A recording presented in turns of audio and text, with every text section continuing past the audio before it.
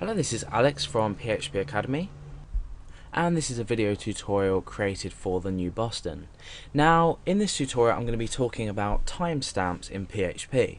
Now, timestamps are a widely used standard that has been utilized by PHP in order to keep track of the current time, the current date, and in fact we have functions that can retrieve, say, a date in a week or so, or a week ago, just things like that. Now, a timestamp is a numerical value of the amount of seconds, so it's an integer value, of the amount of seconds from the 1st of January 1970. So for an example, let's just echo out time. We're going to echo out time, and this is a function that returns the current Unix timestamp. So let's come into our page here and refresh, and we can see that we're given a large integer value. Now this value here that you see is in fact the amount of seconds from the 1st of January 1970. Now if you watch carefully, at the end here we've got 75. Let's refresh the page and see what changes. And you can see it's changed to 90. Now if we do that again, we're gone to 94, and if I gradually refresh it, say every 1 second, you can see that this value keeps incrementing. So it's really useful to keep track of the amount of seconds, of the current time, depending on the amount, depending on how you process this value. At the moment, if I was to say I uploaded a file, or I processed a comment, or I just did anything on a web page that would require me, or the functionality would be there to tell me when I did it. For example, let's say I did post a comment. I might want to create my website to show when the comment was posted. Now if you were showing your users this value, they wouldn't really make much sense of it. I could say, for example,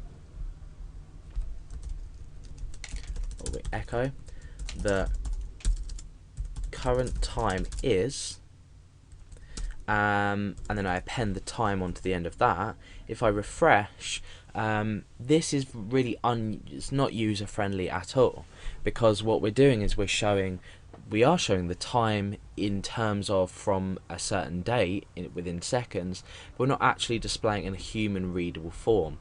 So how can we change this? Well, let's just get rid of that for now. And let's go up here and create a variable called time and give it the current timestamp. Now down here, what we can actually do is we can create a new variable called actual time, and we can process this using the date function. Now the date function works with times as well, and it takes 2 arguments. The first argument is how you want it to be displayed. That will go in here, and we have keys of different things to use this. And then the second argument is is a timestamp. So I'm going to type in time, which is obviously our current timestamp here. So I'm using this date function to process our timestamp and show it correctly. So obviously after this, we're going to show the actual date, so we can append that on there. Now at the moment nothing is going to happen. If we refresh, you can see that it's blank, because we've taken the timestamp but we haven't actually processed it in a way.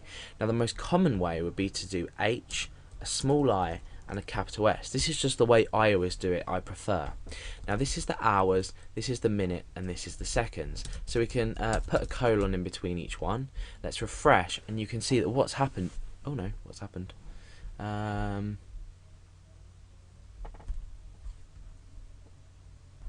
Okay, yeah, that's because I've put actual date instead of actual time there. That's my variable naming wrong there. So let's refresh and we'll see what's happened. Oh, we've got ST there. Oh, that's a small s. Refresh. So, okay, now we're showing the current time is 20:14:34, and if I look at my clock on my computer right now that you can't see, I know that that's correct. So if I refresh, you can see that this time will increase. And as we come into the 50s, we see this time start to increase and go up. And then instead of just showing the normal boring seconds that we were showing before in the timestamp, you can see this changes according to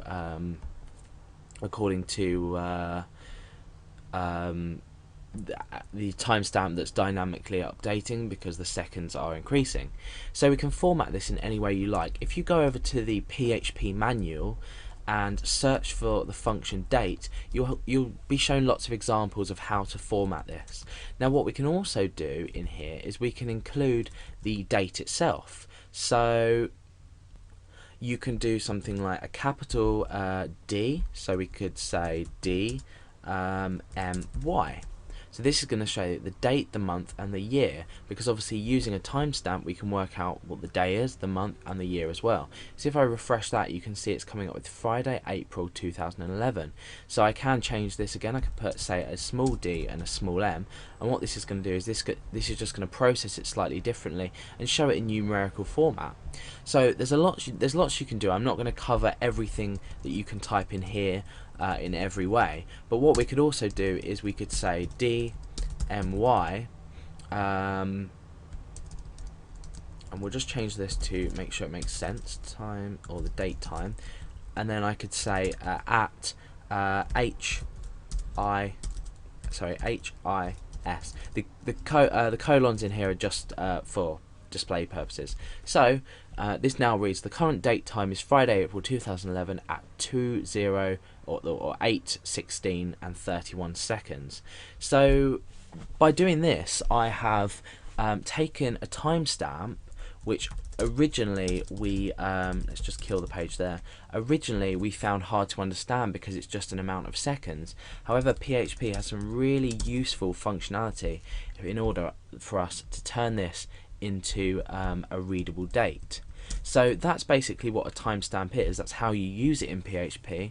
And like I said, if you go over to the PHP manual and search for the date function, you'll have a lot more options there that you can format the date and time in.